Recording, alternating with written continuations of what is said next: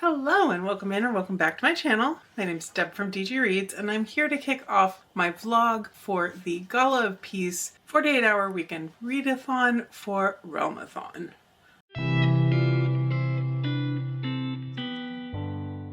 It is Friday afternoon. I actually took the second half of the workday off, both because there is a readathon that kicks off at 4 o'clock my time, and also just as an excuse to make my first week back at work from vacation shorter.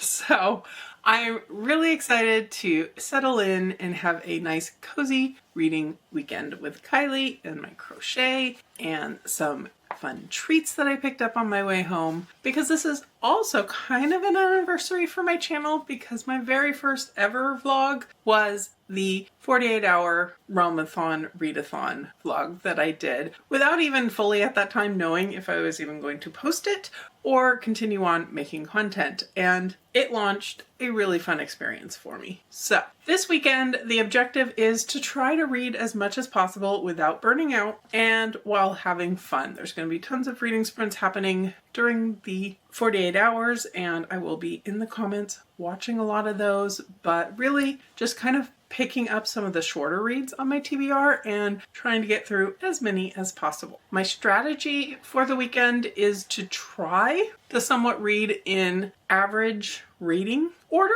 both because there is a 5-point prompt that we can claim if the book we're reading is a higher average rating on Goodreads than our previous book, and also because Becca at Becca in the Books is having her own 24-hour readathon that overlaps a little bit with the Gala, and that one is to read lower rated books for the prompt this time. So it works on multiple levels. It won't entirely function appropriately because I am planning to pick up some books in series this weekend, and obviously I'm not going to go out of order in reading these books if they are not in perfect order in terms of each book's sequentially getting better. But to start with, my plan is to pick up And Then I Woke Up by Malcolm Devlin. And honestly, I don't remember exactly where I found this to add to my TBR. I think I was looking for some quick reads, looking at some short horror type lists, and that's where this one came in. And it doesn't have a horrible average rating by any means. And I find horror books tend to have lower ratings because they really have a variety of whether they worked for a person or not. But this one has a 3.48 on Goodreads, so this is kind of my launching point. This is what I will start with during the readathon. This one I don't know much about, again, because I didn't even remember putting the hold on it until the hold came throughout my library. But it says, in a world reeling from an unusual plague, monsters lurk in the streets while terrified survivors arm themselves and roam the countryside in packs. Or perhaps something very different is happening. When a disease affects how reality is perceived, it's hard to be certain of anything. This is blurbed by Mira Grant, who is definitely a favorite author for me, also known as Shauna McGuire, who I will also be reading quite a bit from this weekend. I have picked up several of the books from the Wayward Children series by Shauna McGuire, and this is both going to help me get caught up on a series that I've been really enjoying, and also they're all really short books and I have the audiobooks for all of them. So it'll be good to kind of live in this world of the Wayward Children and listen while I'm doing some crocheting all weekend. Apart from that, I just am planning to pick up some other novellas. I've got a couple Stephen King novellas I'm hoping to get to. My classics buddy read book for the month is The Wonderful Wizard of Oz, and that should be relatively quick for a change of pace. And if I'm getting burned out on reading too many short things, I may even throw in a couple quick thriller type books that are quick reads, even though they aren't necessarily the shortest when it comes to page count. So who knows? I don't at this point, but the kickoff sprints for the weekend start in about an hour. So I'm going to go ahead and grab some of the Thai food that I brought home for lunch, eat that, hang out with Kylie for a little bit, take a break so that I am itching to read once the sprints get going. And I will check in with you once I have picked up my first book. Okay, the first sprint is about to end, so we're about an hour into the readathon because the first sprint was exactly an hour. So a couple quick updates. I finished the first half, the first panel for my week 4 in my Hearts and Flowers blanket crochet along if you've been following along with me at all. This one's going to be a little weird because I think I did an update in my urban fantasy vlog I'm working on, which actually won't come out till after this one, so it'll go a little bit back and forth in time. But anyway, I had to do this portion, these little heart rows for this one, and then I still have to do a second panel's worth of these. So that's what I'm working on to start off the readathon. And then also I've been working on listening to And Then I Woke Up, and I'm not loving this. I have some mixed feelings. Like, it's a really interesting concept, but I'm finding it slow. So the idea of this one is when the book opens, our main character is in like a rehab facility basically, and he's been cured. And what has gone on in this world is that there has been a zombie uprising, kind of, but not really.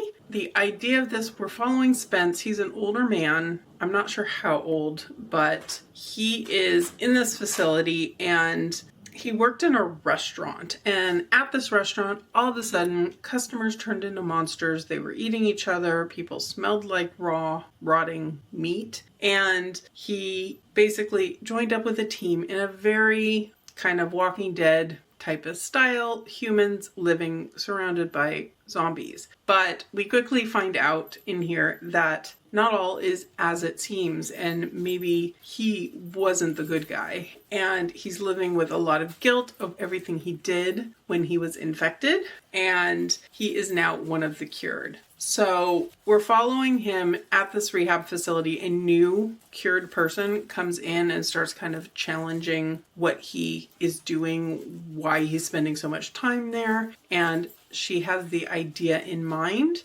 to kind of go find her old crew who are still among the infected. And we're hearing about this in an interesting narrative style in that he's talking to the reader, kind of, you know about this situation, you heard about this guy. And it's not my favorite narrative style, and the book itself is just feeling slow, but I am intrigued to see where it goes, and it's so short.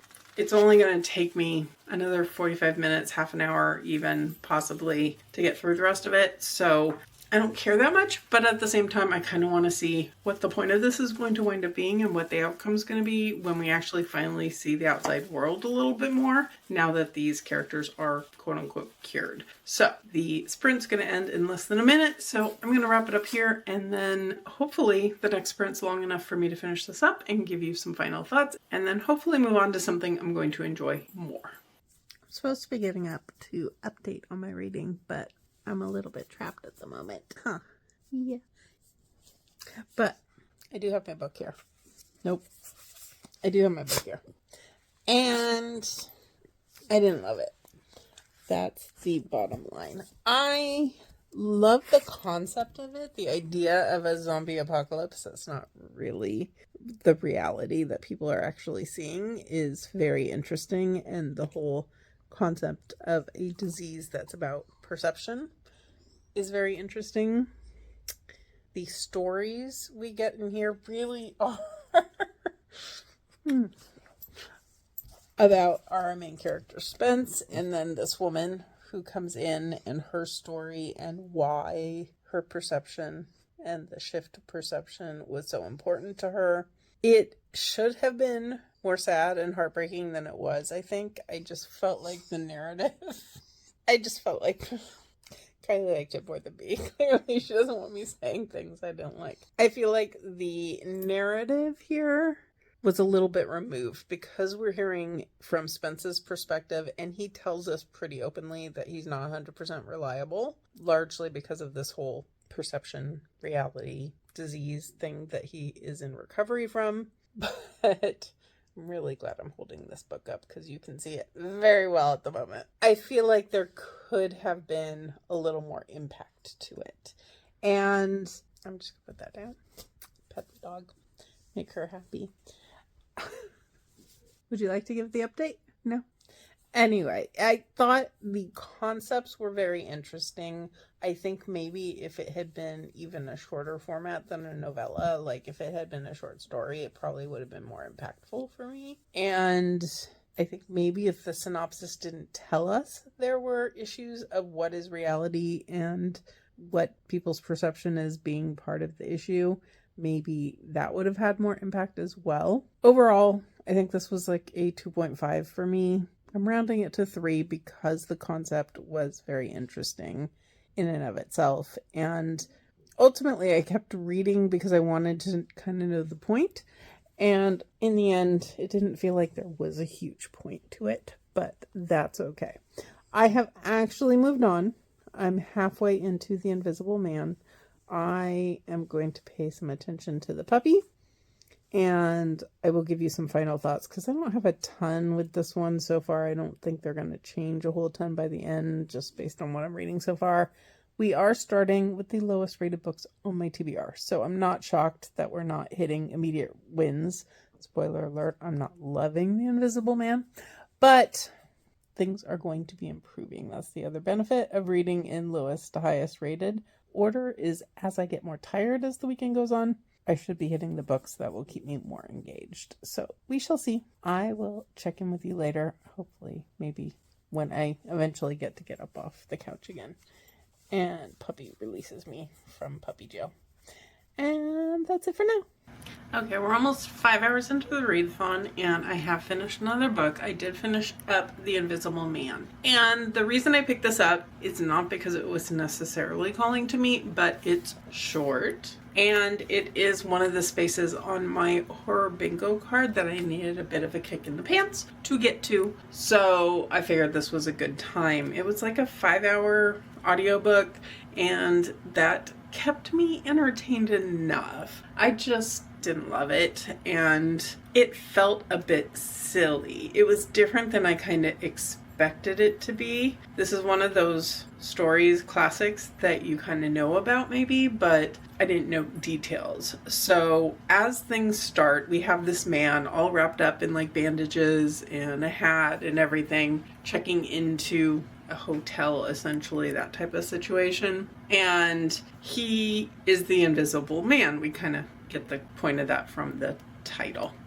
And he, through a series of events, winds up creating havoc, takes his clothes off so he becomes entirely invisible, and makes a run for it, and things happen. He winds up talking to someone and basically giving an entire rundown of how he became invisible and his experiments to get him here, and there's an invisible cat out in the world, and it's very info dumpy in that sense, I would say. And I don't know, it just didn't hook me. It didn't really do a lot for me. It was just fine. It was a 3-star read type of a thing for me. So that was that. I finished it. It's a square off my bingo card I can check off. This one was to read a classic that was horror. I wouldn't call this one really horror. The synopsis talks about him being a criminal and descend into madness and all of this type of stuff, which had horror elements enough for me to count it because it was a hard prompt to fill. And it needed to be published, I think, before 1950. So anyway, that's done. And then I've picked up my next book, and I decided to go for a change of pace, put down the crochet, put down the audiobook for a little bit, have a little peace and quiet, and actually do some eyeball reading with a graphic memoir. And this is Zodiac by Ai Weiwei. And this author slash illustrator is an artist. He is an activist. He's someone who does art in a lot of different formats. It talks about sculpture and filmmaking, photography, ceramics, painting, writing, and social media. And he is someone who works toward human rights in general. He talks a lot about human rights in his own native China, and he lives in multiple countries, including roots in China, Germany, Portugal, and England, I think it said. So he seems like a very interesting man. This memoir, however, I'm struggling in places. There's a lot about it I really like. I think the concept of each chapter of this basically tying to one particular zodiac symbol, creature, whatever I should be calling that. And I think that's interesting. I also think in some cases it feels maybe a little forced. It jumps to get to these different vignettes in the author's life, and different stories and points that he wants to make, and they are very good points, and they're talking about censorship and book banning and moments in history where people were treated really badly and things like that. But it does kind of lose some context for me, I think, because I'm not familiar with him, I'm not familiar with his family, I'm not necessarily always recognizing the people around him in some of these images. I do like the art style in here. Generally speaking, it's very kind of line art. Each chapter gets a animal cover on it, and it's a little bit busy occasionally. It's a little bit fantastical occasionally. It's definitely going to hit the Monarchs political bonus prompt in here, and there's certainly a lot of fantastical elements he's talking about in here, along with some very, very real things. So I'm just shy of halfway, I think. I had a very late lunch, so now I'm going to have a very late dinner and maybe start my next audiobook while I am getting some of my leftover Thai food from earlier on, and then go back to this. I'd like to finish this up tonight, and I'm not sure what else. Maybe at least one more audiobook. I think my next one is going to be one of my Stephen King novellas. I think one of the shorter ones is the one that's the lowest rated of the ones I want to get to from him. And yeah. So anyway, I'm rambling. I will be back when I have some updates for you.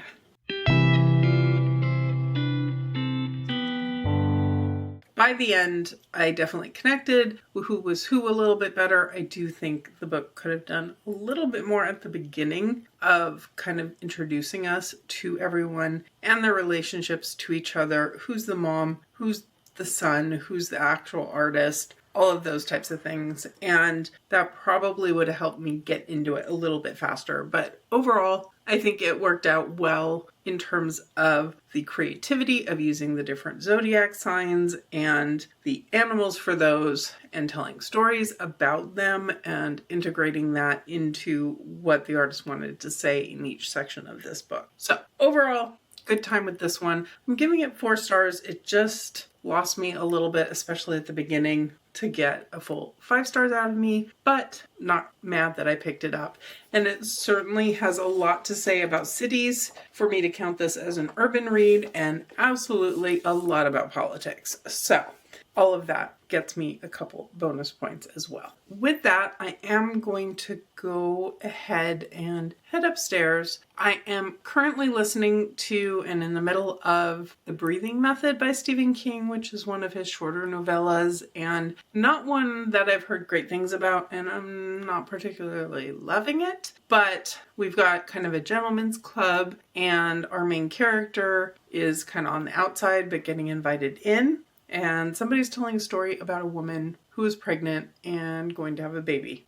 And that's about all I know so far. So we'll see. I'll give you an update after I finish this one in the morning. And then I think after this, the next plan is to get into some of the Wayward Children books. I'm going to have to go a little bit out of order, I think, in terms of my rankings up till now. I've been reading in order in terms of steadily getting higher average ratings on Goodreads, but in order to work with the system, I am going to have to read book 5, which has a higher rating than book 6, in that order. So I'm tired. My brain's probably not telling you this in a way you care about or in a way that makes sense. We'll figure it out tomorrow. But for now, Kylie's looking at me. She's looking sleepy. I'm looking sleepy, and it's time for bed.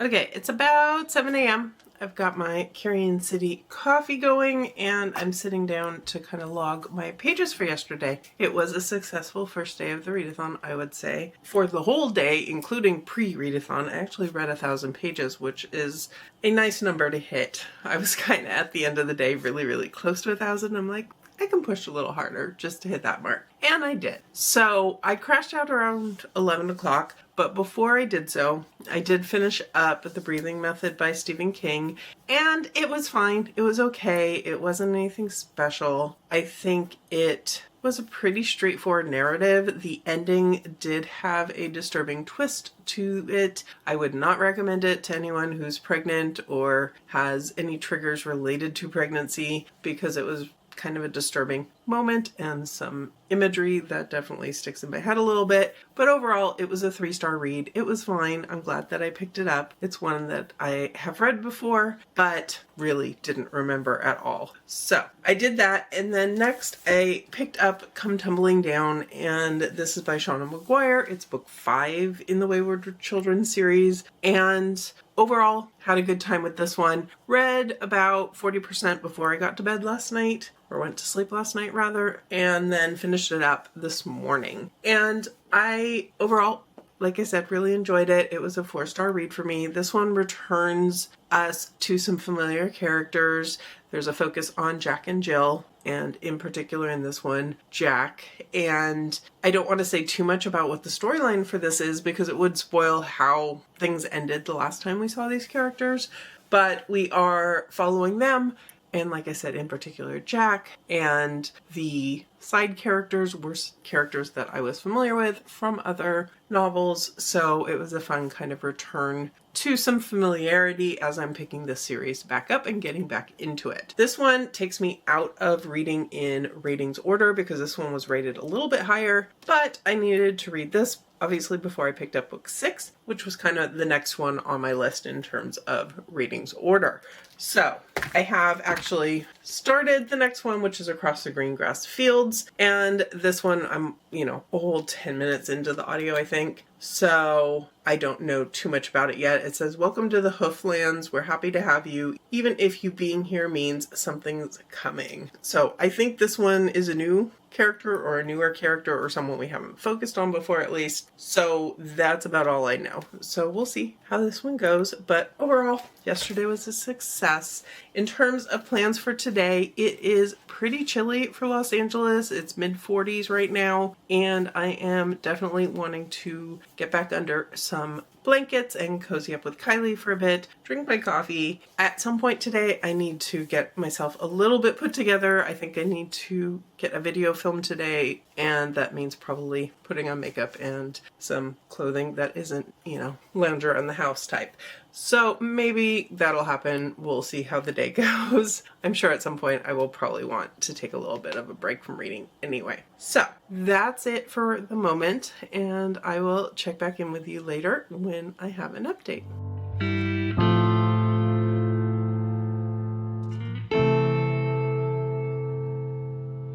Okay, I got up finally to film my video, so let's do a little bit of a readathon update while I'm at it. I got puppy trapped on the couch for a while, so I haven't done an update in quite a while. It's like 12:30 now, I think, and I have, therefore, a couple books to update you on. First off, I finished up Across the Green Grass Fields by Shauna McGuire, book 6 in the Wayward Children, and I like this one quite a lot. I was curious why this one had such a low rating in the grand scheme of things. It's not low, it's like 3.85 or something like that, but why it was low in the grand scheme of this series that everyone loves. And I think the issue in here, and I somewhat agree with it, is that this feels apart from the series in a lot of ways. We are following this young girl. She finds out very early on in the book that she was born with XY chromosomes, not XX chromosomes. And this is something her parents have known for a while, but they decided to leave it up to her as to when they were going to tell her this. And she starts getting questions about why she's not maturing at the same rate as other girls in her class and things like that, so they do explain this to her. She tells her friend reacts badly, she's getting bullied, and she winds up wandering off and finding a door to another world. And this is a world of centaurs, and she has always been a huge fan of horses. She's loved to ride, she's loved horses she's taken care of at the stables, and this seems like a perfect world for her. And she winds up spending the rest of the book essentially there. And I like Reagan as a character. I like the world a whole lot, but I can see why this maybe doesn't get as much love because it doesn't feel like it's really super connected. You don't see the school for wayward children. You don't see the other characters that we tend to get a side view of in the other books. And from that standpoint, I get why this is rated lower. To me, it was a solid 4-star read. I appreciated the representation in here. I appreciated the discussions on identity and her being kind of the other as a human in this world where there aren't really any humans, but also humans being special in this world. And there's some twists along the path along that way. So anyway, I had a really good time with this one. And then once I finished that one, I decided I wanted to go ahead and do a little bit of a change of pace and pick up a novel. I was in the mood to, shake things up a bit.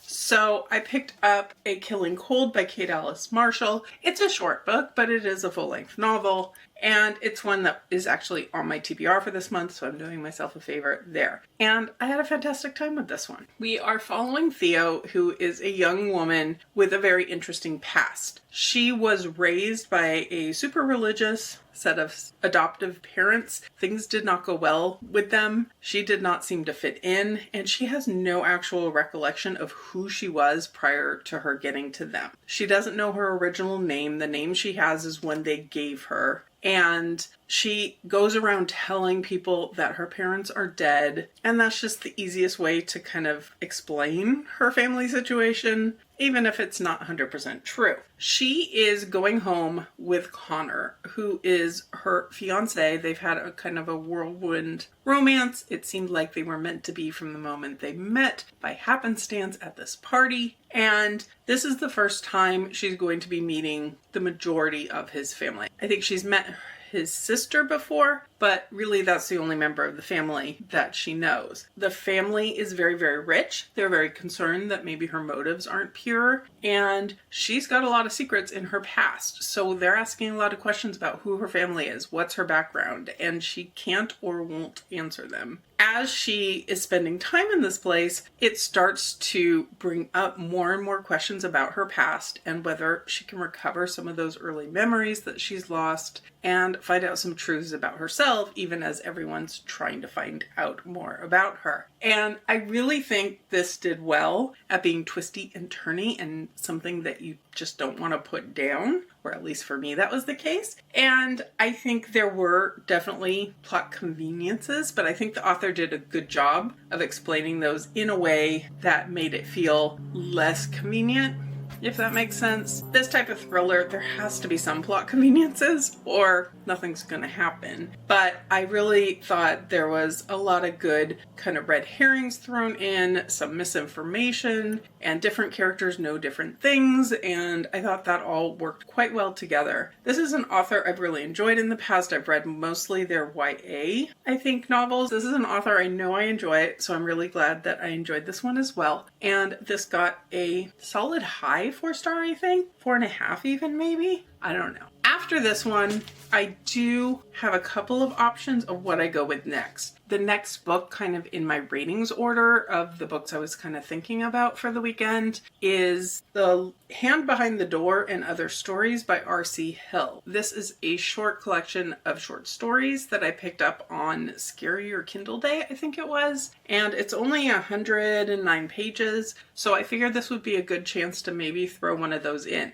It is, however, only on Kindle, so we'll see if I wind up just kind of binging the collection, or maybe I'll just use that throughout the weekend to see if this is something I want to read. And then in terms of other books that I do have an audiobook for, if I want to continue crocheting, it would be, I think, the 8th Wayward Children book, but I do need to read book 7 first, so I'd be going a little bit out of order for that one as well. So we'll see. I'm not entirely sure what book I'm going to have in my hand or on screen when I come back to you, but I'm going to go ahead and film a video, get that out of the way so I don't have anything else pressing I need to do today, and then get back to read.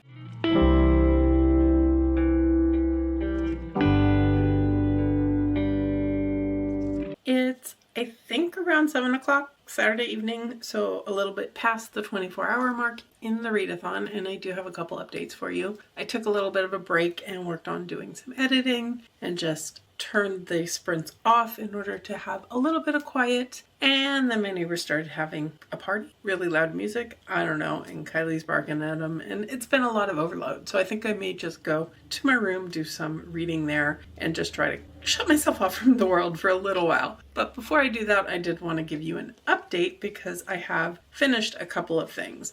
First off, I did wind up picking up The Hand Behind the Door and Other Scary Stories by R.C. Hill, and this wound up being a middle grade focused collection of horror stories, and I generally had a good time with it. It was about 100 pages, so pretty quick to get through. All of the stories are fairly short. My Kindle kept telling me it would take between 7 and 15 or so minutes for each story, which wound up being about accurate. And it was a quick, easy one, perfect for this type of readathon. I think the writing was generally good. There were quite a few that I felt could have gone a little bit further, but after I realized that these were all child protagonists and realized this is something that was focused in on a middle grade audience, it made sense that it didn't go quite as far. I do think it did well at making each story very different. There were a lot of interesting kind of creatures and moments. It played on a lot of stereotypical kid fears in interesting ways. The monster in the closet, but in this case, a child's confronting it with a bat, or things along those lines. So this was a fun time. Overall, I gave it a 3.5. This was, again, one that I picked up for free during the Scarier Kindle deal, whenever that one hit. I don't remember exactly, but I'm glad to finally be getting to some of those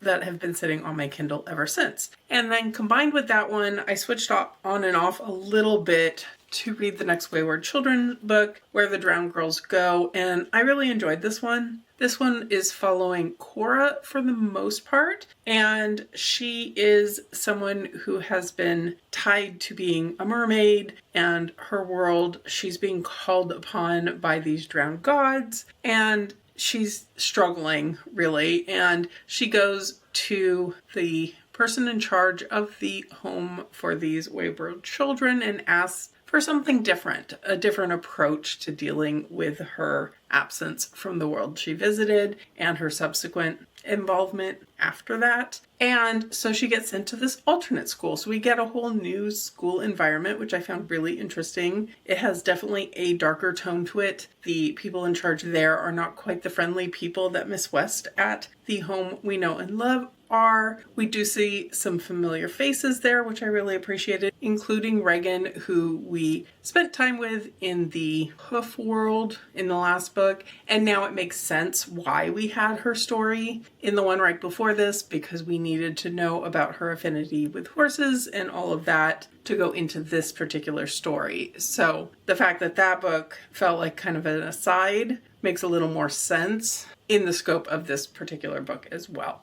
So anyway, I had a good time with this one. This one was a very strong 4-star for me and a good time overall. I have started the next Wayward Children's book, and I think that will be the next thing I wind up finishing this evening. And then after that, I think I'm going to go back to Stephen King and read Apt Pupil, which is one that I vaguely remember reading before, but definitely don't remember details on. So I'll get back to you about that one later. But I'm going to go ahead, put my PJs back on, get cozy, hang out with Kylie for a bit, probably feed her. She's going to want dinner. Things like that need to be accomplished, and then get cozy and do some reading in bed. It's Sunday. It is the last day of the readathon, and we've got about 7.5 hours, I think, to go.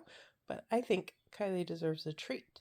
But before I do that, I just realized my cover for Wizard of Oz has butterflies. So it feels appropriate. It also has, of course, Toto.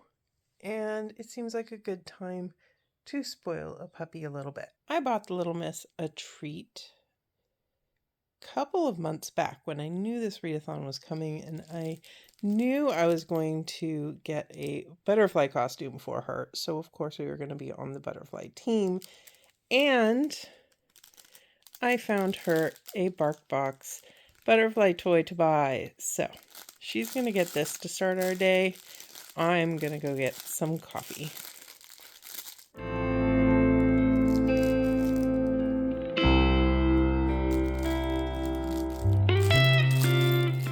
Okay, I should have done my update before giving Kylie her treat, but lessons learned. The toy's gonna sit up here while I talk to you real quickly, and then my very eager puppy is going to get it after I finish while I go get my coffee. But I wanted to give a couple quick updates to start the day before I sit down and start reading. So first off, on a non-reading front, I finished week 4 of my crochet along. So I am now ready to start on week 5, which is going to be a very large flower granny square type thing, and then some granny rows on the side. So since that's something I've done a lot of at this point, I feel like it's going to be relatively easy as long as I follow the pattern. So that I'm looking forward to today, which means that I'm mainly looking for audiobooks today, which is unfortunate because I had a couple of exciting books that are print only, but I don't think after this much reading, my eyes really want to do a lot of print reading. So we'll see how the day goes. In terms of reading that I finished up last night, I did finish up Lost in the Moment and Found, and I really did enjoy this one. This one gave a look at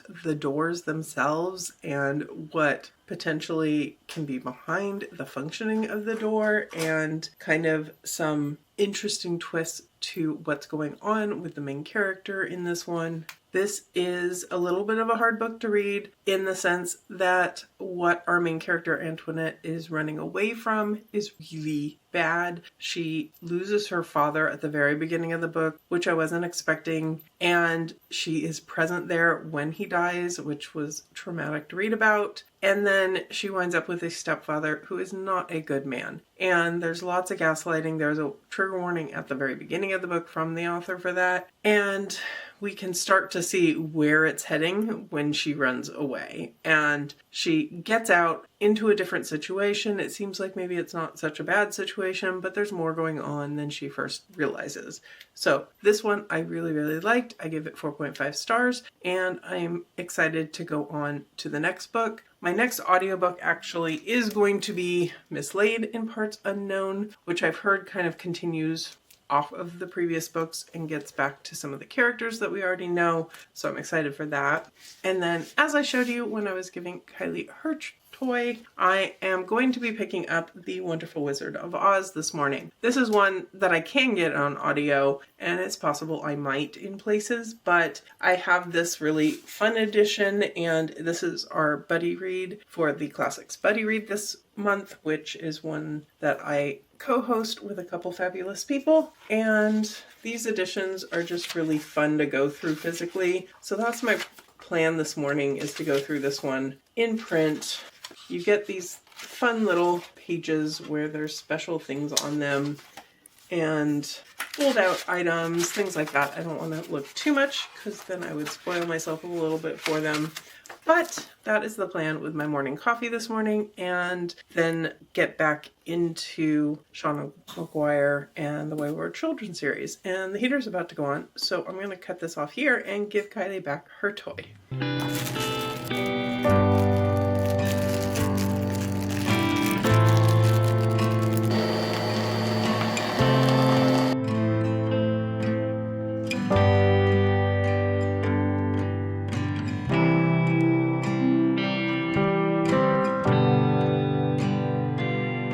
We have exactly 4 hours left in the readathon, and I'm losing a little bit of steam. I've started working on my week 5 for the crochet along and wound up switching to a bit of audio for finishing up The Wonderful Wizard of Oz. And I had a lot of fun with this one. It was a good one to throw in here. It was a nice change of pace. I also wanted to show off, not everything, because I don't want to spoil it if anyone picks up this edition at some point, but we do have butterflies in the book as well. So that was a fun little find as I was going through here. Perfect for Team Monarch vibes. I also pulled out my butterfly mug to get me going as well. Since I am in an audio mood, I thought I would also make a point of saying here that I have received a gifted set of earbuds from Studio, and this is something they sent me in exchange for doing a couple stories over on Instagram, so I'm not required to talk about them over here at all, but I thought I'd mention them here as well. I had a pair of these, their old version from a few years back that they had sent me, and I loved them. They were great earbuds until my lovely girl Kylie chewed up one of them, and then I could only use one of them. The other one would not go in my ear anymore, nor would I wanted it to. But this is their E3 edition. They are a little bit differently shaped. They pair really easily. They came with a good amount of charge already in them, so I've been using them. I listened to some of Wizard of Oz when I needed to have my hands free for a little bit, and I've moved on to Mislaid in Parts Half Known, which is a lot of fun because it's kind of a continuation story of a lot of the things and the characters we've already been interacting with in the recent books. So I think it felt good to do almost like it's one big book versus reading a lot of little books. So having a good time with this one. I'm about 2/3 of the way through. So beyond that, I'm not sure what the next plan is. I may just pick up book 10 in the Wayward Children series, and that would get me close to the end of the readathon, I think, and it would also get me fully caught up on a series. I also have a couple other audiobook options. Maybe we'll see how I'm feeling once I finish this one. But before I forget, the studio folks did give me a discount code of DG Reads 15. I will have that link down below just in case you happen to be interested. I thought I would mention it because it is a 15% off orders type of codes. So I'm going to get these back in my ears, get Kylie back in my lap, get my crochet back in my hands, and go ahead and keep reading. The readathon has about an hour or so left, but I've finished what I can manage to accomplish before it's over. Kylie's very excited because I have something for her. If you hear her jingling, that is why. I will tell you about that in a moment. But first, the books that I have wrapped up the readathon with. First, I have Adrift in Currents Clean and Clear by Shauna McGuire. And this is a gifted copy I received from Tor.com. And this is the most recent one that just came out in January in the Wayward Children series. And I enjoyed this one. This is another one very much like the Green Grass Across the Green Grass Fields. I'm forgetting. I've read too many books to remember all the titles well. But it's a lot like that one in the sense that this one feels very separate from the series as a whole. You can feel like this one, again, is a setup book. We're following Nadia, who is a baby at the very start of the book, born in Russia without a complete arm for one of her arms. And she's grown up this way. She hasn't ever had a problem with it, but she recognizes that other people maybe do. She was raised in an orphanage and always put others first in terms of trying to get them adopted out. She was perfectly fine kind of staying there. But an American couple come to rescue her and save her from her disability in their mind and bring her to America, get her a prosthetic arm that she doesn't even know she's getting. And it's more about them feeling like they're doing good for her than them actually doing something good or caring about this child they've brought into their home. And she's out one day and she sees something in the water of the turtle pond that she likes and winds up falling in and falling through a door. And she winds up in this magical world of giant turtles, of water, of drowned people, and she finds herself feeling very at home. She's welcomed in just as she is. She doesn't have to have a prosthetic arm. It's a very interesting world that she goes to, and I really enjoyed the world building of that. With the way this book ends, I'm assuming we're going to wind up seeing her again, and that's going to tie into more things in the future. So overall, had a good time with this one. It was one that definitely has me eager for the next book to come out.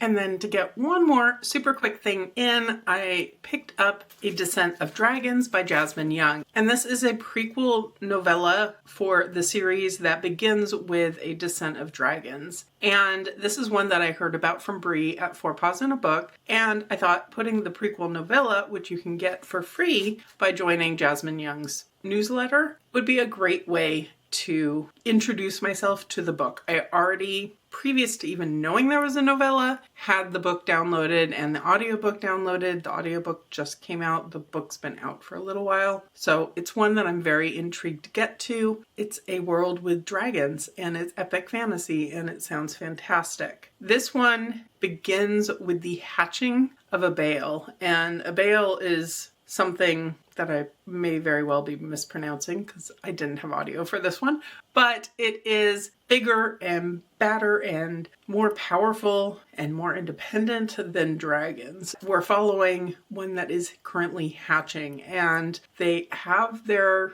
lineage memories, it sounds like, and they aren't like dragons where they can be bonded, but someone is trying to bond this creature. And it is just a snapshot of this world, but it absolutely has me intrigued to pick up book one. I'm not sure that's going to happen this month, but I'm hoping to get to it very, very soon and then be able to continue on. I think there are a few books in this world, so I am very excited to check that out. This is a self-published series, and the novella, I am happy to say, was my highest rated book to finish out this readathon. Like I mentioned at the beginning of this whole thing, I did get myself some treats at the beginning of the weekend to enjoy, and one of those is going to be my celebratory final treat, and I have one for Kylie. So let me show you what I got. For myself, my sprinkles stop landed me a Irish coffee cupcake. Can't go wrong with coffee cupcakes or something a little special for St. Patrick's Day tomorrow. And I don't usually indulge Kylie when I go to Sprinkles, but I did pick her up one of their pupcakes so she can have a treat while I have a treat while we take a little bit of a TV break following all the reading before I get back to my urban fantasy reading this evening. And then one last non-cupcake and non-reading update is I have made some progress on week 5 of my crochet along, which is starting with this roughly flower, and it's going to eventually be a rather large square, and then it's going to have some granny stripe rows on the side, and then that's the last panel before everything winds up getting connected and a border's put on for week 6. So, am I caught up? No, but this readathon definitely helped me make some really good progress, and I'm happy with how it's coming together. Let me know in the comments below, were you participating in the Realmathon 48 hours? What was your favorite book out of all of the things you may have read this weekend? What are you looking forward to reading for the rest of the month? Let me know all the things. And if you've made it this far and you don't have anything to comment, go ahead and give me a turtle emoji for Adrift in Currents Clean and Clear, because of course turtle on the cover, and also just a celebration that I am fully caught up in this series now, and I am down to actually having to wait for the new books to come out. Maybe I'm not celebrating that quite as much. If you could hit that like button below, I would surely appreciate it, and subscribe if you're interested in more of my Realmathon reading, more of my cupcake and crochet updates, and more of my bookish content in general. But for now, I will leave you here and see you real soon in a new video.